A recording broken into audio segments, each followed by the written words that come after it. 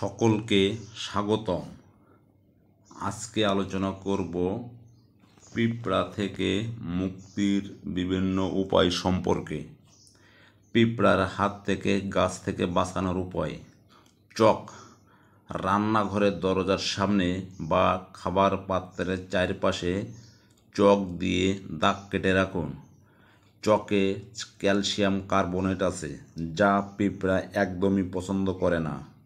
আপনার গাছের চারপাশে চকের গুঁড়া ছড়িয়ে রাখতে পারেন, এতে করে গাছে পিঁপড়া ধরবে না। লেবুর সাইট্রিক অ্যাসিড পিঁপড়া মারতে সক্ষম।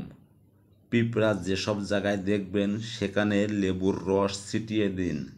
আপনি চাইলে লেবুর রসের সাথে পানি মিশিয়ে বোতলে ভরে রাখতে পারেন। পিঁপড়া দেখলেই স্প্রে করে দিতে পারেন। লেবুর খোসা কুচি খাবার পাত্রের চারপাশে রেখে দিলেও পিঁপড়ার হাত থেকে বাঁচা সম্ভব।